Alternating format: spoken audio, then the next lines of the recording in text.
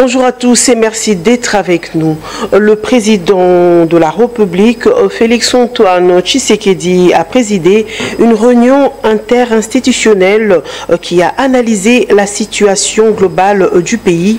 Le garant du bon fonctionnement des institutions a donné des orientations aux animateurs de 4 principales institutions de la République, l'Assemblée nationale, le Sénat, le gouvernement et le Conseil supérieur de la magistrature. Suivez.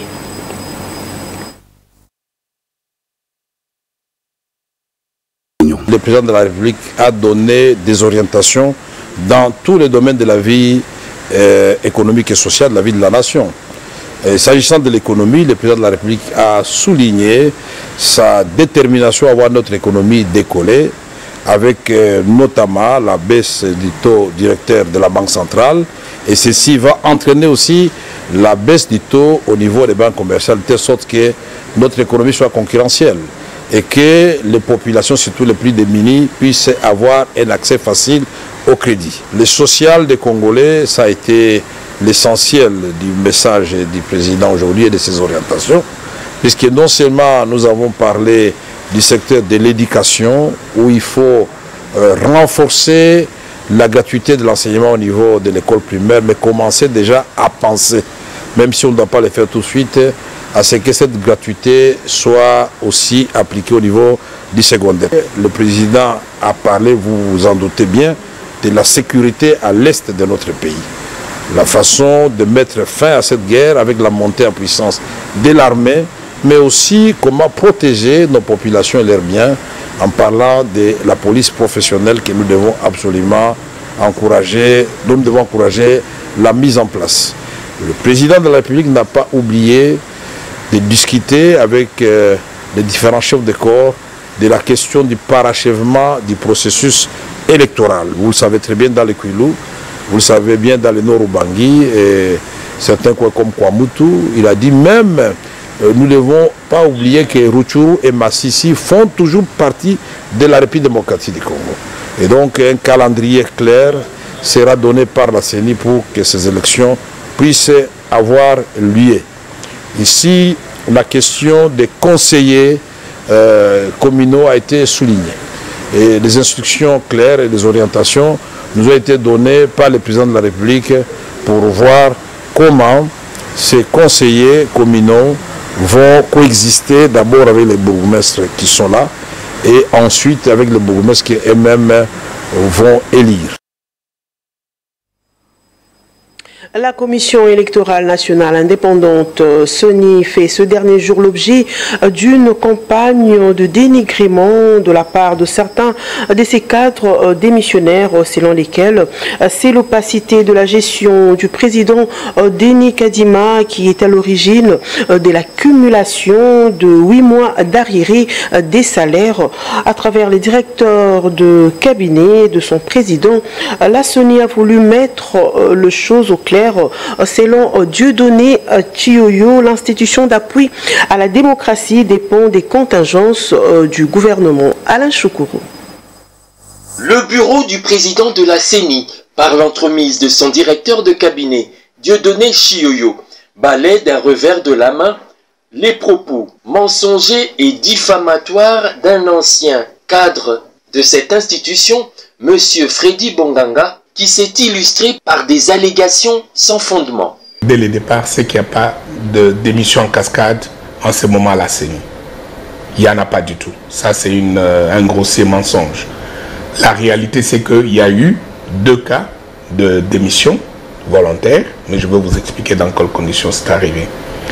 Et dans la déclaration, je crois que le point principal qui est revenu, c'est le retard prétendu des salaires et des primes des cadres de la CENI.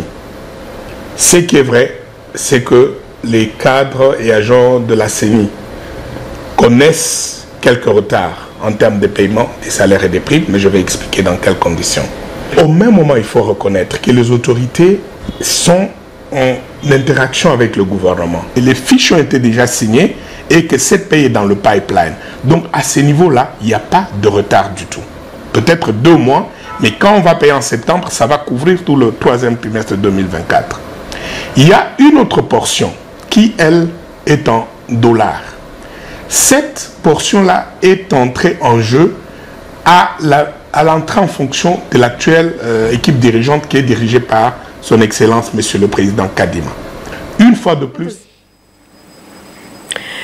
Et puis, sachez que 3 enfants ont été tués par une bombe larguée à Mugunga. Ces enfants étaient à la recherche de bois de chauffe. Les forces armées de la République démocratique du Congo demandent à la population d'éviter la manipulation de tout objet métallique d'origine inconnue. Suivez. Communiqué de presse.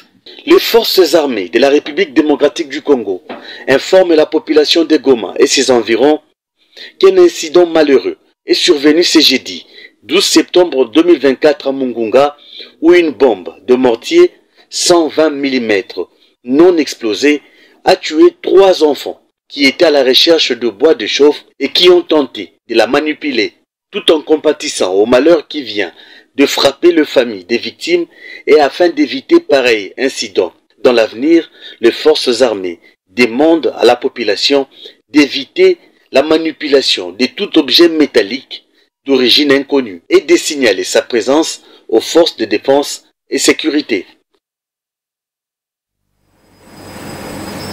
Une autre chose, la coalition politique Lamuka exige la libération immédiate et sans condition de cette Kikouni.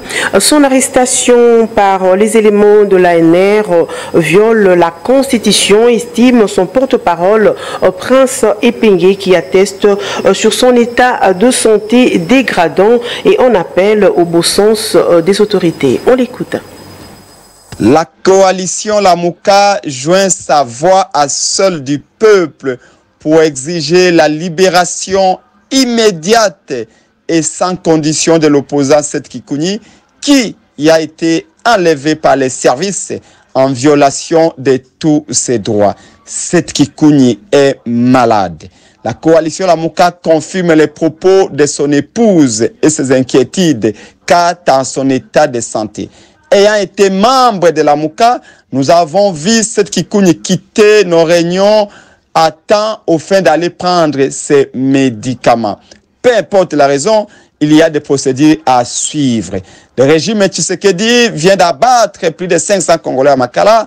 Le régime Tshisekedi vient d'abattre un combattant de la Lamuka, un militant de l'ECD devant les sièges. Le régime Tshisekedi continue à avoir du mépris envers la vie humaine. La vie humaine est sacrée. Les procédés d'intimidation et d'enlèvement que nous avions combattus avec l'IDPS sous Mobutu, sous Kabila, sont aujourd'hui appliqués par M. Félix Tshisekedi avec plaisir et ostentation. Au moment où le pays est menacé, au moment où l'intégrité de notre pays est en train de voler en éclats, le peuple appelle à l'unité, le peuple appelle à la cohésion, mais malheureusement, Félix Tshisekedi et ses amis posent des actes pour diviser davantage et ceci est à condamner. Et pour terminer, au cours d'une déclaration faite le jeudi 12 septembre 2024, la coalition pour la liberté de la presse salue l'engagement du ministre de la Communication et Médias, porte-parole du gouvernement Patrick Muyaya, à travers son rôle vital et irréprochable pour le retour de l'ordre de la corporation à travers la salubrité médiatique et aussi la tenue du 10e congrès de l'UNPC. Patrick Angakutu.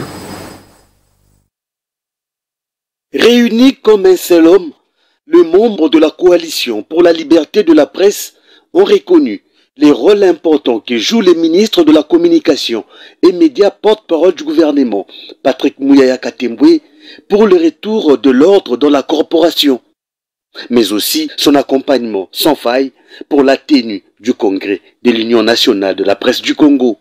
En dépit des efforts consentis par le président de la République démocratique du Congo et le gouvernement congolais, En vue de placer le secteur médiatique sur la voie des réformes proposées dans sa dernière feuille de route, nous, Sousigné, membres de la Coalition pour la liberté de la presse, CLP en sigle, reconnaissons le rôle vital et irréprochable que joue le ministre de la Communication et Médias en la personne de son Excellence Patrick Muyaya Katembwe depuis son avènement à la tête de ce ministère et saluons en outre les efforts déployés pour le retour de l'ordre dans la corporation à travers la salubrité médiatique engagée. En marge de la tenue du 10e congrès de l'UNPC, la coalition en appelle à la mise en place d'une commission électorale réellement indépendante, consensuelle et inclusive. Nos pensées pieuses vont à l'endroit du défunt président élu à l'issue du 9e congrès de Mwanda, Joseph Boukar Kasonga Chilunde, d'heureuse mémoire pour son fort leadership et ses valeurs de grand rassembleur léguées à la corporation. Et en marge de la tenue du 10e congrès qualifié de renaissance du secteur, nous constatons davantage avec désolation et recul l'affaiblissement de l'Union nationale de la presse du Congo, UNPC en sigle, par certains politiciens déguisés en journalistes sous le regard impuissant et complaisant du comité sortant tant au niveau national que provincial. Nous appelons à la mise en place d'une commission électorale réellement indépendante, consensuelle et inclusive afin de garantir un processus électoral démocratique, transparent et apaisé. Et face à la renaissance tant attendue du secteur médiatique et aux enjeux de l'heure, nous exhortons tous les participants électeurs de porter leur choix sur des profils aux valeurs cardinales et républicaines et non sur des moutons noirs ne méritant aucun plébiscite à la tête des organes de cette corporation. Nous invitons à cet effet des journalistes soucieux du nouveau narratif du changement qu'apporte le ministre Patrick Muyaya Katembwe au niveau national et provincial à se joindre à nous et aux autres structures soutenant l'organisation du 10 congrès afin de sensibiliser aux enjeux de l'heure. Pour sa réussite, la Coalition pour la liberté de la presse sollicite l'appui de la première dame, Denise Nyakero Tshisekedi, à travers sa fondation DNT, mais aussi du gouvernement, à travers la première ministre Judith Suminwa Tuluka, ainsi que tous les animateurs des institutions. Voilà, fin de ce journal. Merci à vous de l'avoir suivi. Restez sur la télé démocratique. Au revoir.